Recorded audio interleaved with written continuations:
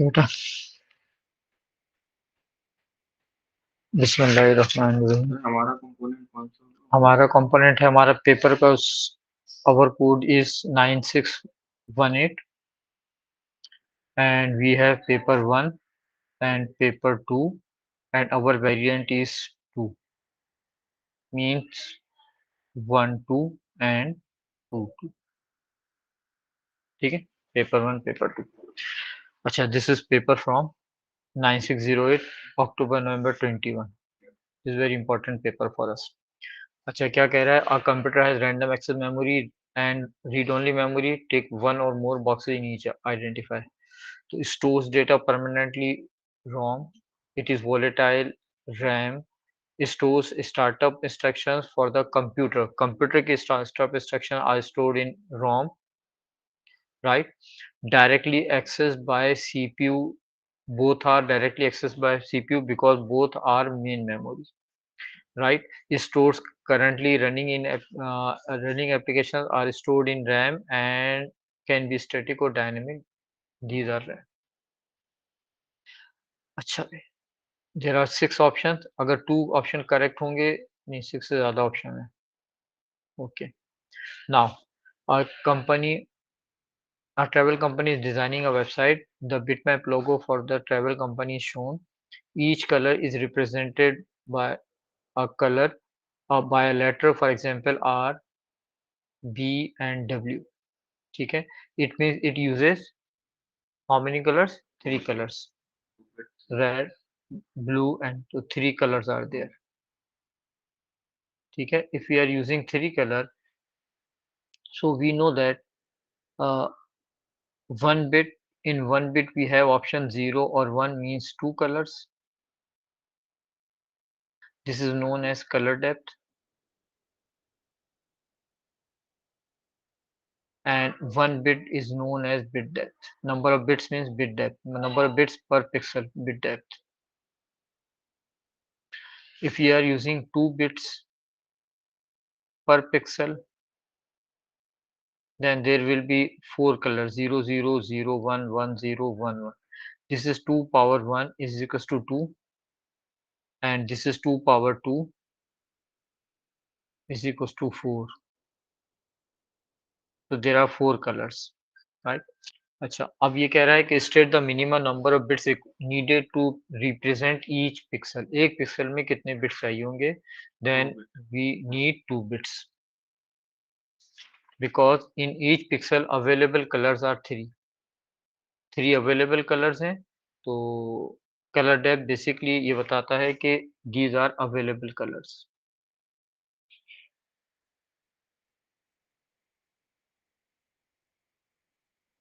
ठीक है बेटा question number 2 part 2 calculate the minimum file size in bytes of the bitmap logo show your working so 1 2 3 4 5 6 7 8 pixels in width 1 2 3 4 5 6 7 8 8 pixels in height so there will be width times height is equals to 8 time 8 ये हो गया आपके पास pixels ठीक है in each pixel we have 2 bits so 8 times 2 bits अच्छा bits को bytes में convert करने के लिए we divided by 8 so 8 time 2 divide by 8 it will be byte so 8 से 8 कैंसिल हो जाएगा 8 time 2 will be 16 तो file size will be 16 bytes अच्छा ये हो गया आपके पास basically video this is not part of our syllabus अब ये क्या कह रहा है Upali travels for his work and uses his mobile phone to access the World Wide Web and to communicate with his office by email. ठीक है it means he is using अच्छा at travel he is using mobile phone and an office they are using a fixed connection at office right so identify two types of communication systems that support the transmission of his data So in the office they will use PSTN, public switch telephone network maybe, or broadband connection, or right. So PSTN at office. And it says identify. It means you may write down one word answer. PSTN at office, and uh, and cell phone internet provided by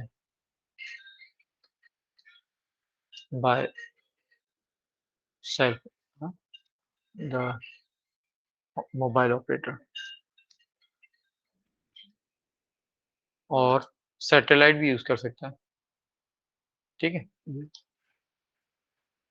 अच्छा, Upali connects his computer to a local area network when he is in the office. The network uses both copper cables and fiber optic cables. Identify two other examples of network hardware. तो आपको local area network के अंदर you need to have an network interface card, network interface card, right, ये आपको चाहिए होगा। अच्छा, you may need hub और switch, you may need router, you may need wire cable connection है तो वायरलेस एक्सेस पॉइंट की, ठीक है। अच्छा, checksum is one method used for verification of transmission of data. Name another method for the verification of the transmission data. So for verification we may use parity check, checksum, ARQ, echo check, so anyone you can use. Acha, this is a 3 mark question, 1 mark for the name and 2 marks for the description. So whatever you want, you may. ARQ, okay. ARQ is automatic repeat request. अच्छा, ARQ कैसे काम करता है इसकी description भी आपको लिखनी है,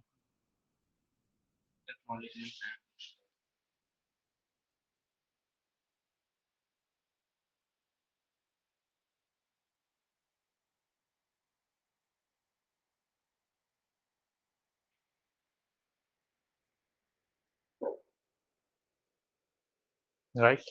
अच्छा, you need to write down the how ARQ works.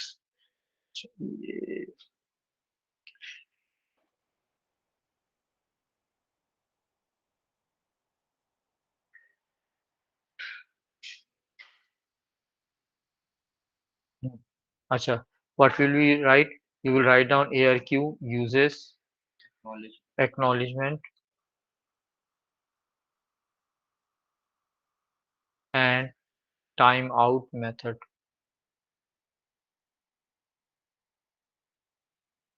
Sender sends data and receiver receives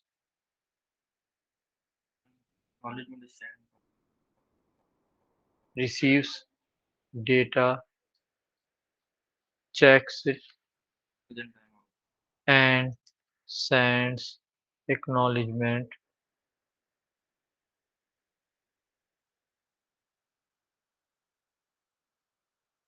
within timeout.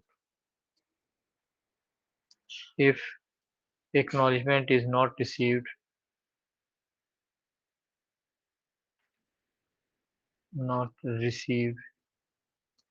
within timeout, sender sends another copy of data and starts another timeout.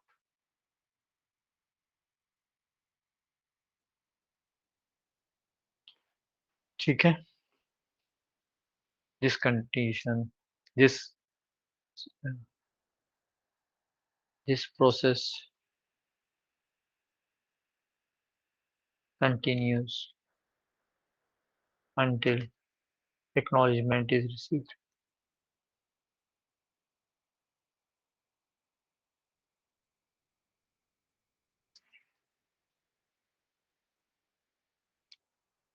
ठीक है बेटा, right? Is there any confusion?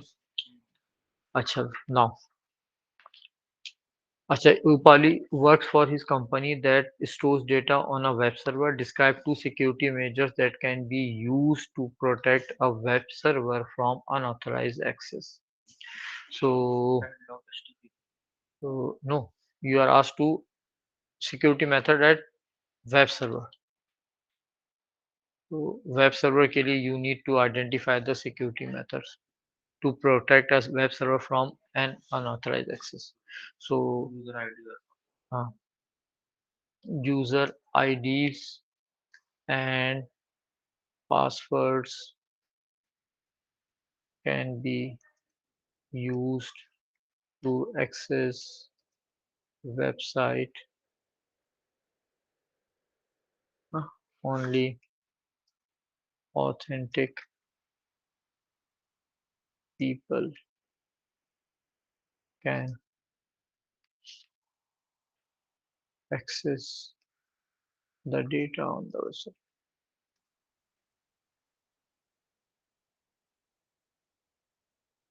ठीक है, दूसरा क्या कर सकते हैं, firewall can be installed to protect websites from hackers and malicious traffic.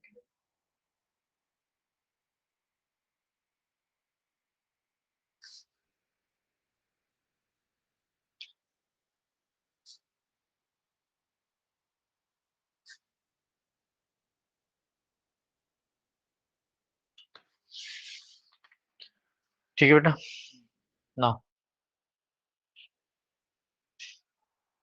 चलिए, अब ये आपके पास क्वेश्चन है। अच्छा, अब इसके अंदर क्या कह रहा है, ये इंस्ट्रक्शन ग्रुप्स की बात कर रहा है। Identify 3 different instruction groups. So we have different instructions group, we need to identify their name, right? So we have for example we have instruction groups.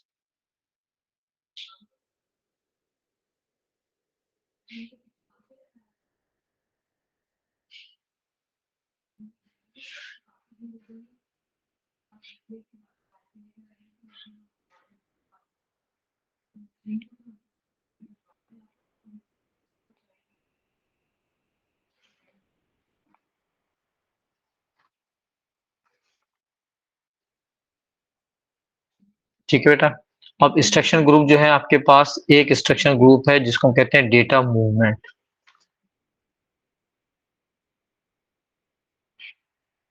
Data movement group like LDD, STO, LDD, LDM, LDV, etc. or STO. These are known as data movement instructions. Then we have instruction group input and output.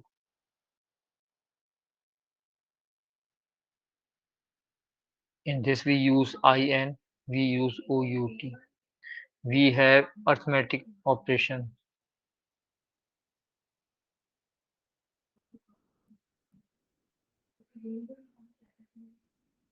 अच्छा, इसमें arithmetic operation में क्या है, increment है, डेक्रीमेंट है, add है, subtract है, multiply है, ऐसी बहुत सारी operation. Then we have compare,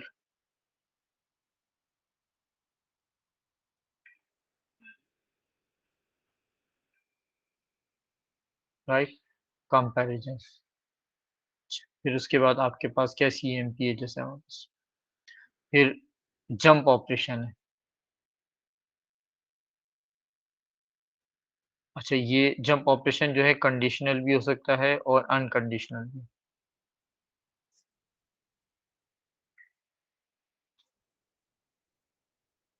For example, JMP, JPE, jump if equal, JPN, jump if not equal.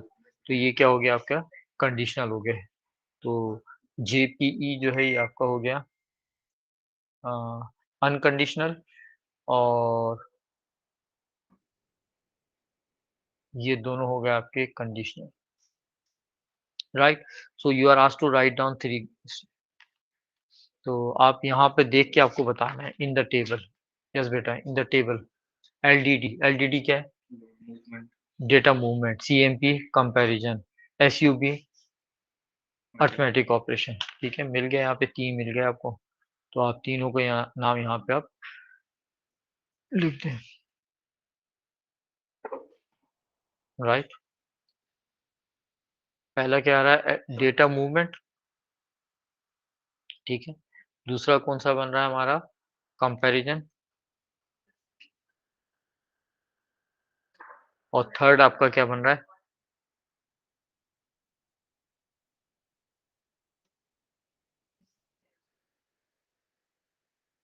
Right. Third कौन सा बन रहा है बेटा?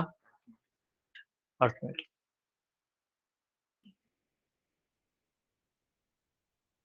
अच्छा, अब आपसे पूछा है कि एक जो इसमें नहीं है, आई थिंक इसमें इनपुट आउटपुट नहीं है, और जंप जंप भी नहीं है, ठीक है ना। तो आप क्या लिख सकते हैं? इनपुट आउटपुट,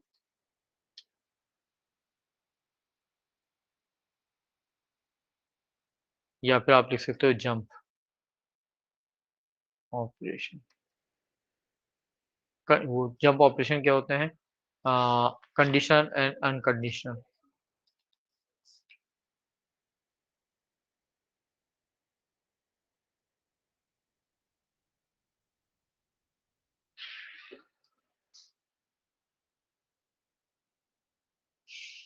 ठीक है बेटा, हो गया।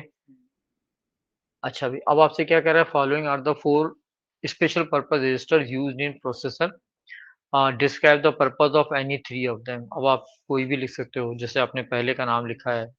अच्छा, इट इज हम 6 मार्क ना, 2 मार्क फॉर डिस्क्रिप्शन होंगे, रजिस्टर का नाम लिखने का मार्क नहीं होगा, बिकॉज नाम इज ऑलरेडी गिवन, राइट। हाँ, नो नो, नाम तो दिया हुआ है ना। तो रजिस्टर का तो कोई नाम नहीं मार्क नहीं होगा, उसकी डिस्क्रिप्शन के 2 मार्क होंगे।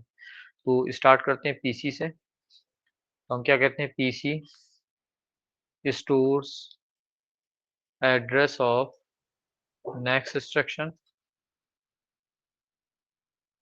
PC copies this address into MAR and PC, and then PC is incremented by 1। दूसरा आपने सपोज क्या लिख दिया? MAR, तो it stores address of current instruction, it loads this address into onto address bus, ठीक है, to store data at this location, to fetch data from that location, और to store. अगर आपको वहां पे डेटा स्टोर करना है तो भी हम और to store,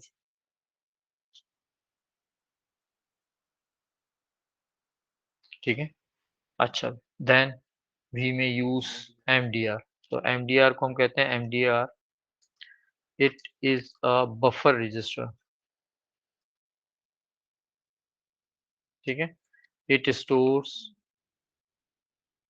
all data coming from memory into CPU, or the data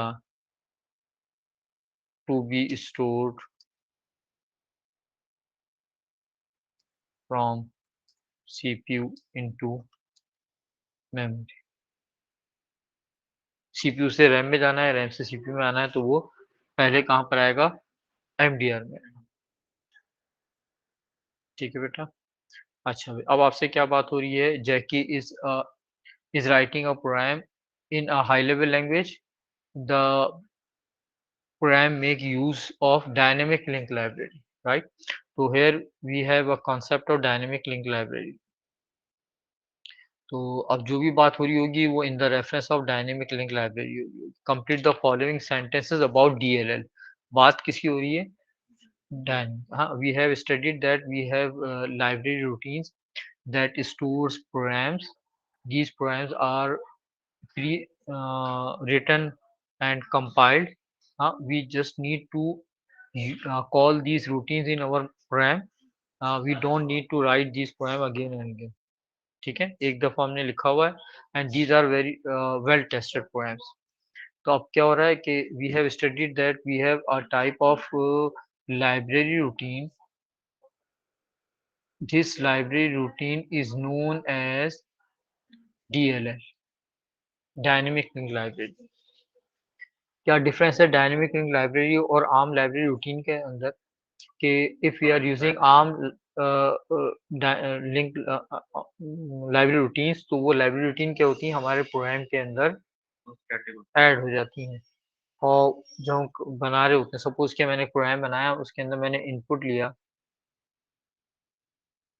नम,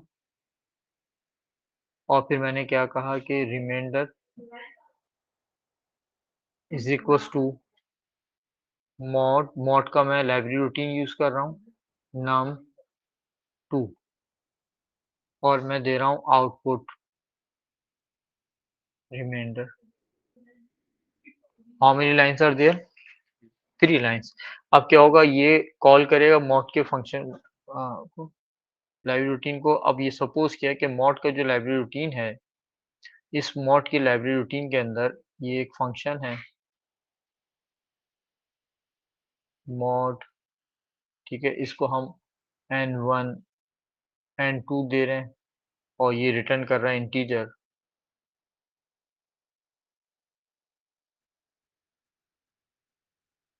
ठीक है, और यहाँ पे ये आपने बहुत सारी लाइंस लिखी हैं और ये एंड फंक्शन कर दिया। सही। एंड सपोज किया दीज आर 1 2 3 4 5 6 7 लाइन्स। ठीक है, when you compile this program, all these codes will be pasted in your program. तो आपके प्रोग्राम का साइज जो है 3 लाइन्स का नहीं होगा, इसमें ये 7 लाइन्स इंक्लूड हो जाएंगी। तो आपका प्रोग्राम का साइज क्या हो जाएगा, इंक्रीज हो जाएगा। ठीक। अच्छा, if you want to change any changes in this library routine, तो आपको क्या करना पड़ेगा, अपने प्रोग्राम को भी दोबारा कंपाइल करना होगा, because it is compiled with the original older one.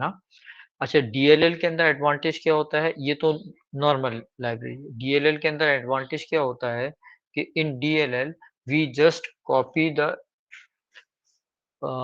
Paste a link of the dynamic link library. वो पूरा कोड उसमें कॉपी नहीं होता है DLL के अंदर, उसका सिर्फ क्या कॉपी हो रहा होता है, लिंक कॉपी हो रहा होता है। अच्छा, अगर आप चाहें जो आप, तो आपका कोड शॉर्टर रहता है, पहली बात। दूसरी बात ये है कि अब अगर आप इसके ओरिजिनल कोड के अंदर कुछ चेंजेस करें, तो ये क्या होते हैं, ऑटोमेटिकली ये आपके प्रोग्राम के अंदर ऐड अवेलेबल हो जाती हैं।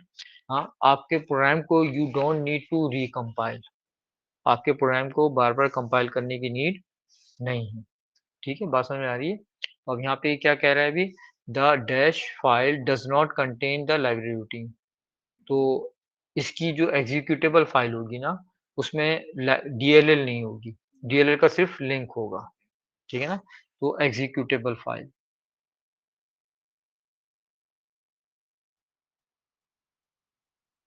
ठीक है। अच्छा, DLL file can be without having to re dash calling program. तो कॉलिंग प्रोग्राम को रिकम्पाइल नहीं करना पड़ता है, इसको रिकम्पाइल किए बगैर आप क्या कर सकते हैं, DLL फाइल को एडिट कर सकते हैं। ठीक है। One drawback of DLL file is that the main program could stop working if the DLL file is corrupted. अगर आपकी DLL फाइल करप्ट हो गई, वो तो इसका लिंक आप यूज कर रहे हो ना, तो अगर फाइल करप्ट हो जाएगी तो सब कुछ हो जाएगा करप्टेड। ठीक है बेटा, दिस वाज क्वेश्चन नंबर 5। अच्छा, अब क्या कह रहा है कि Jackie will use language translation software to run her high level language program. ठीक है, identify and describe one type of language translator. हमने पढ़े थे कि हमारे पास कंपाइलर भी है और इंटरप्रेटर भी। अब हमारी मर्जी है कि हम किसको लेते हैं। ठीक है ना, तो 1 मार्क फॉर आइडेंटिफिकेशन होगा और 3 मार्क्स फॉर द डिस्क्रिप्शन होगा। तो अब वो कंपाइलर लेना है तो कंपाइलर ले लें। ठीक है, you may write down compiler. तो कंपाइलर लेंगे तो your description will be according to compiler.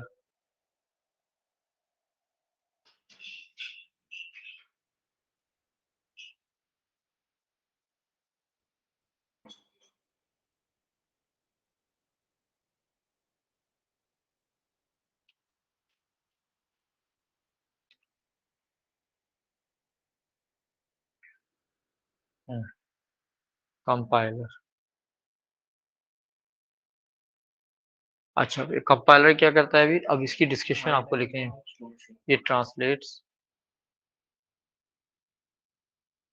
High level language, ये तो पहले इसने बोल दिया है तो ये तो लिखना बेकार है। ठीक है ना। अच्छा, क्या करता है, it scans whole code for error, error if there is any error then it generates an error report। है ना। हाँ, otherwise it translates it into machine language object code।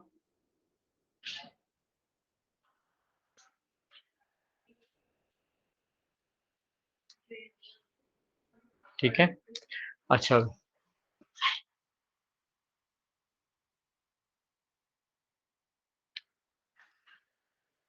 ठीक है बेटा, फिर उसके बाद क्या करेगा भाई, then it saves object code in an executable file। होगा, no need to translate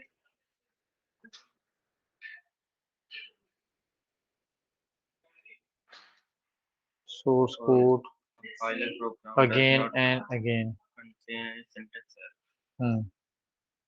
Compiled program does not contain any syntax। अच्छा, explain the reason why Jackie should copyright her program. अच्छा भाई, आपको कॉपीराइट क्यों करवाते हैं?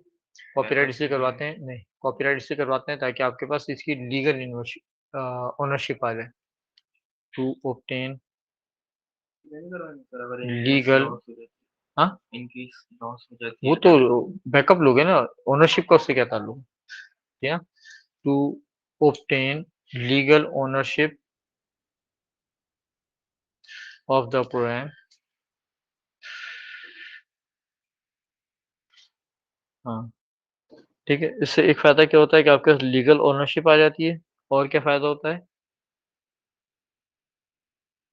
Copyright also gives right to obtain financial benefit from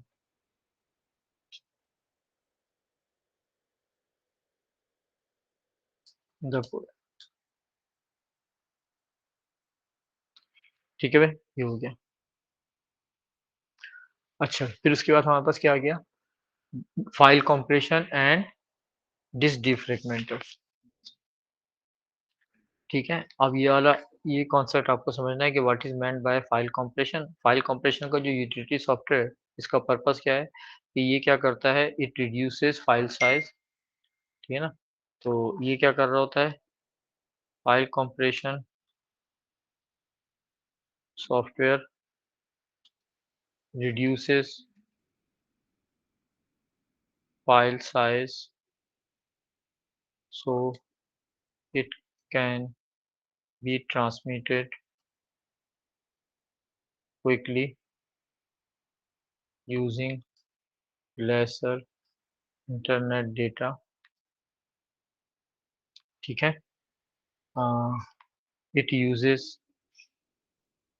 file compression algorithms, may be lossy or lossless। हाँ। Suppose you are working on a file, हाँ, तो you have started working on the first file। तो ये file, अच्छा suppose कि आपने इस file पे काम किया, ये फाइल ने इतनी जगह स्पेस ले ली। ठीक है, ये आपकी एक फाइल है। फिर आपने काम किया, ये हो गया। Then you have started working another file, इसने ये जगह ली। फिर आपने दूसरी फाइल पे काम किया, इसने ये जगह ली। ठीक है। कितनी फाइल्स हो गई हमारे पास, वी हैव 4 फाइल्स, 3 फाइल। एक और फाइल ले लेता हूँ।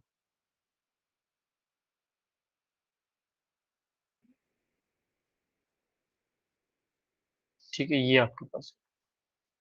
अब क्या हुआ है अभी, you have started working on the first file. आपने फर्स्ट फाइल जो यहाँ पे स्टोर की, इसको ओपन किया, इस पे काम करना शुरू कर दिया। When you start working on the first file, तो अब इसमें आपने डेटा और ऐड कर दिया, तो now the new data will be stored at this location. सही। Now your file is stored on 2 different locations. तो आप ये कहेंगे कि files are divided into pieces and these pieces are stored on different locations on the disk. तो हम कहते हैं कि these pieces are known as fragments. ठीक है ना। फिर you have started working on the second file. तो सेकंड फाइल को आपने काम किया, तो इसने इतनी स्पेस ली, सपोज किया।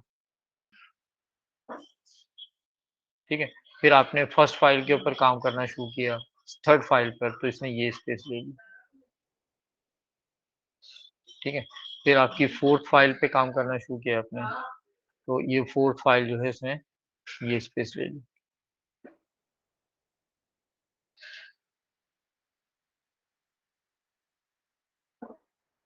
फिर आपने फर्स्ट फाइल पे काम किया, तो फर्स्ट फाइल ने ये स्पेस ले ली।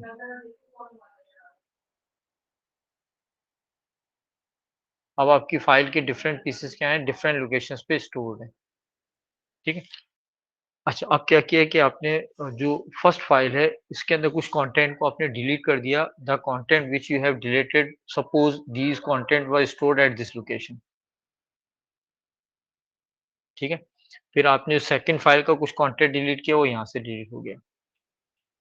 Now you can observe that the files are stored in different locations and free spaces are also scattered on the disk। ठीक है ना। defragment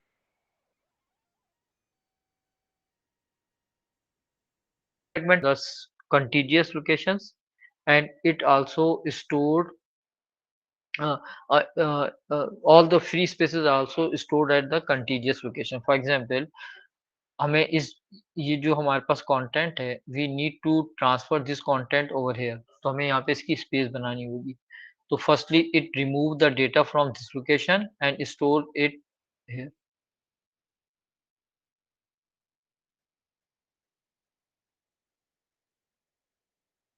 right. और फिर ये जो कंटेंट है, अब ये वाली फाइल को उठाएगा। ठीक है, इनको इसने क्या किया, यहाँ पे रख दिया।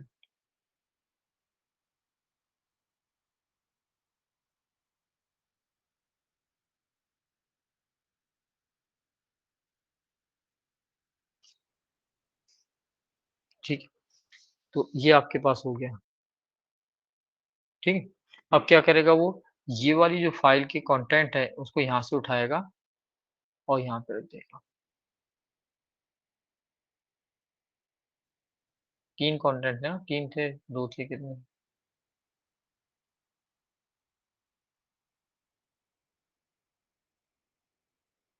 ठीक।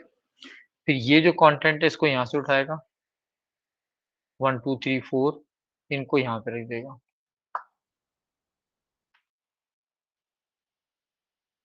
ठीक है। फिर ये जो कंटेंट है ब्राउन वाला यहाँ से उठाएगा और इनको यहाँ पे रख देगा 3 स्पेसेस से। फिर ये जो ब्राउन वाला यहाँ से उठाएगा, इसको यहाँ रख देगा। ठीक है। फिर ये वाला जो कंटेंट है यहाँ से उठाएगा, इसको यहाँ पे रख देगा।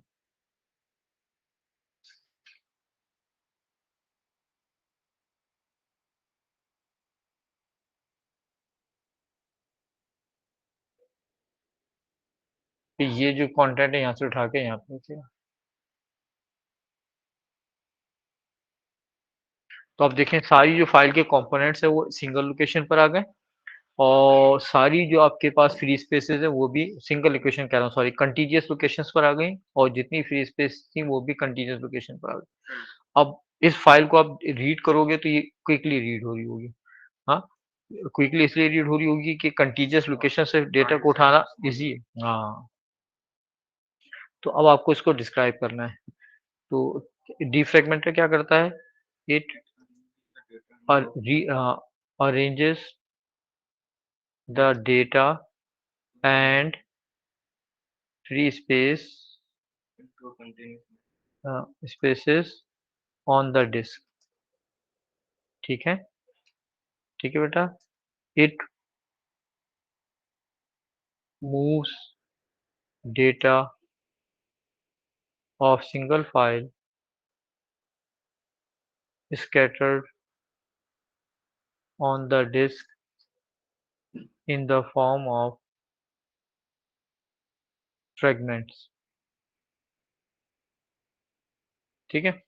It moves the data of single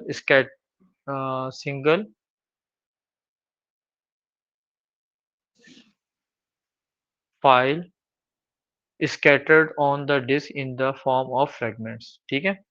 अच्छा, and store them on contiguous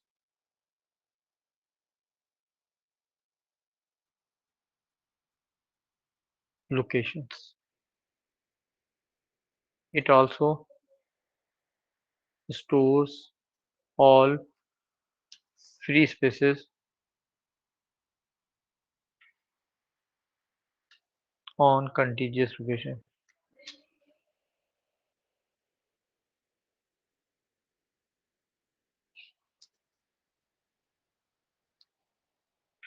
ठीक है बेटा। अच्छा, अब आपको क्या करना है, इसको ट्रूथ टेबल बनाना है।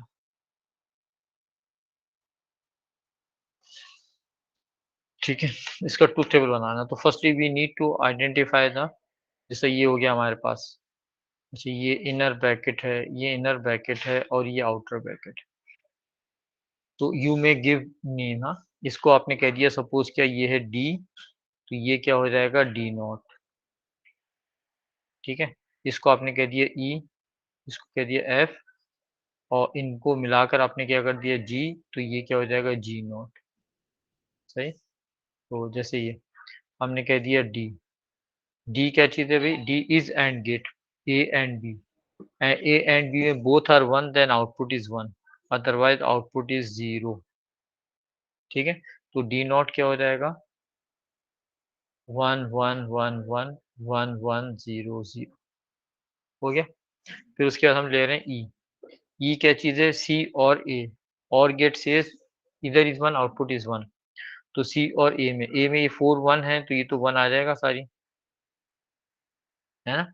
और सी के अंदर ये 1 है और ये 1, अदरवाइज जीरो। फिर उसके बाद क्या आपका एफ है, एफ इज और गेट ऑन बी और सी।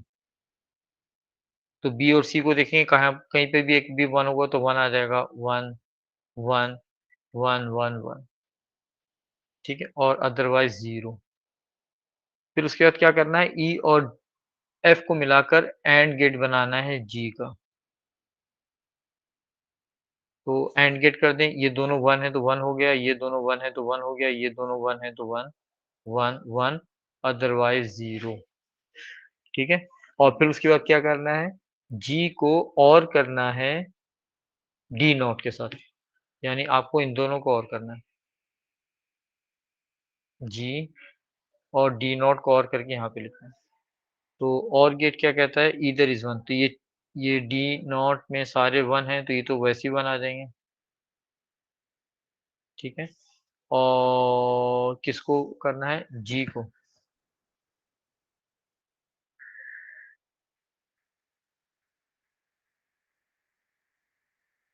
नॉट, तो क्या आ रहा है बेटा,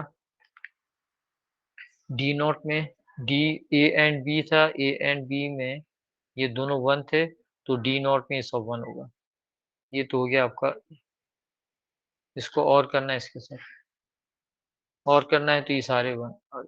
ठीक है, अच्छा फिर सी क्या था, ई और ए, ई और सी और ए, सी और ए को आपने देखा, सी और ए को देखा तो ये 1 है, ये 1 है और ए के अंदर ये सारे 1। एफ क्या है, बी और सी, तो बी और सी को आपने देखा तो ये 1 आ गया, ये 1, बी और सी ना, तो बी और सी ये भी 1 आ गया, एफ एफ की बात हो रही है, ये भी 1 आ गया, और ये भी 1 आ गया, ये 1 आ गया। फिर इन दोनों को एंड किया तो 0 0 0 1 1 1 0 1 0 1 1 1 1 0 0 और 1 1 1। ठीक है भाई, फिर उसके बाद इसके ऊपर आपने क्या किया, नॉट गेट लगा दिया, तो जी नॉट नहीं किया था मैंने, sorry, G not, G not क्या होगा, अपोजिट ऑफ जी, तो ये होगा 1 0 1 0 1 0 0 0। सही, तो अब आपसे क्या कह रहा है कि आपको जी नॉट और ये किस तरह आएगा, ये वाला गेट, ये आएगा जी नॉट एंड डी नॉट। सही, तो ये और गेट है तो ये सारे 1, तो ये 1 हो गए सब। ठीक है, अच्छा अब हमें देखना है यहाँ पे दोनों 1 है नहीं है, ये 0 है, ये 0 है तो आउटपुट 0 हो जाएगा, ये 0 है, ये भी 0 है तो आउटपुट 0 हो जाएगा, तो हमारा आउटपुट क्या हो गया, 0 0। ठीक है, आर यू गेटिंग इट। अच्छा फिर उसके बाद क्या करना है हमें, फिर यार, ठीक है बेटा, इतना कर लो फिर उसके बाद हम नेक्स्ट क्लास में कर देंगे इंशाल्लाह। सही।